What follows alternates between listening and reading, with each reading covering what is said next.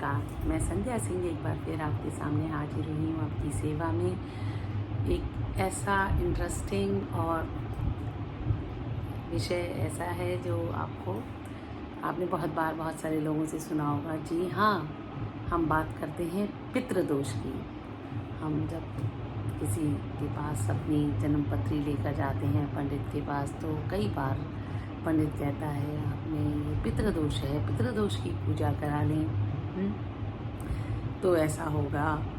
एक मतलब बिल्कुल उनको एक कह सकते हैं, एक होता है कि पितृदोष मतलब पूर्वजनों का पूर्व जो आपके पूर्वज हैं उनका ऋण। हाँ, तो अब हमें ये भी पता चल गया कि पितृदोष है। अब उसके लिए हमें पूजा भी बता दी गई, और कई बार हमें लगता है कि वो पूजा सही हो गई, कई बार लगता है जब हम किसी अगले पंडित के पास जाते हैं वो हमसे कहता है लगता है ठीक से नहीं हुई, या फिर से कराइए। तो जैसा कि आप में से बहुत सारे लोग जानते होंगे कि मैं हिप्नोथेरेपिस्ट भी हूँ, क्रिया योग की अभ्यासी हूँ और एस्ट्रोलॉजर भी हूँ। तो अब मैं इन तीनों को मिलाकर आपके सामने एक ऐसा उपाय लेकर आई हूँ जो हर हालत में आपको फ़ायदा करेगा। जी हाँ, तो अगर आपको ऐसा लगता है कि कोई ऐसी समस्या है जिसका हल नहीं आ रहा, या कोई भी ऐसी आपकी अपनी आदत जिसकी वजह से आपको बहुत गुस्सा आता है या कुछ भी आता है, या कोई ऐसी चीज़ है जो आपको पता नहीं चल रही है, या कोई भी आपका कोई रिश्ता ऐसा है कि आप जितना मर्ज़ी अच्छा कर लें वो रिश्ता आपका नहीं सुधर रहा, तो हम कह सकते हैं कि ये कहीं ना कहीं हिप्नोथेरेपी में कहा जाता है कि कहीं ना कहीं पीछे से पास्ट लाइफ से चला आ रहा है।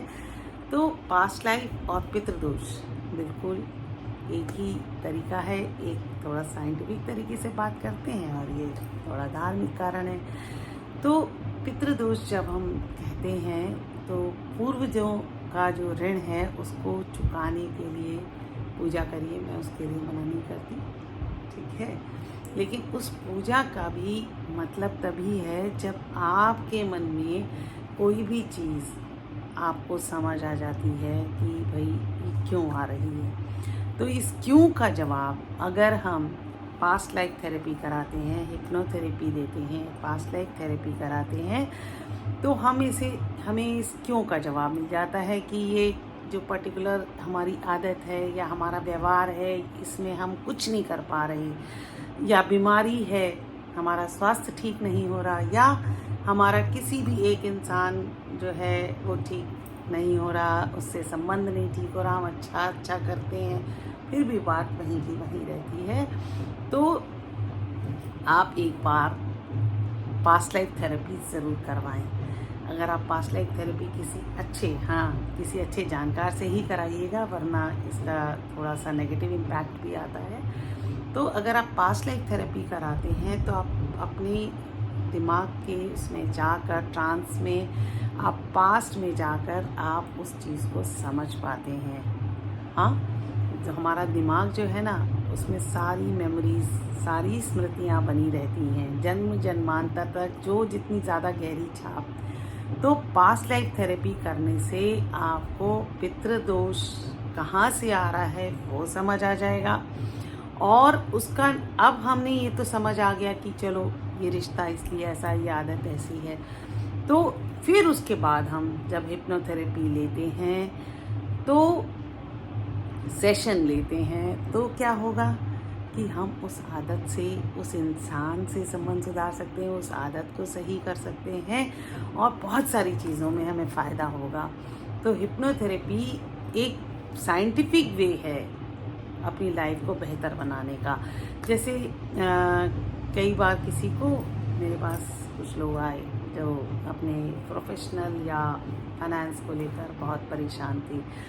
तो जब मैंने उनको ट्रांस में लेकर गई और पता चला कि उनको कहीं ना कहीं गरीबी से प्यार है। जी हाँ, गरीबी से जूझ रहे हैं लेकिन वो उससे निकलना नहीं चाह रहे, क्योंकि उनको लगता है अमीर होना, उनके कहीं ना कहीं कंडीशनिंग ऑफ द माइंड है कि अमीर होने से इंसान खराब हो जाता है, ऐसे करके।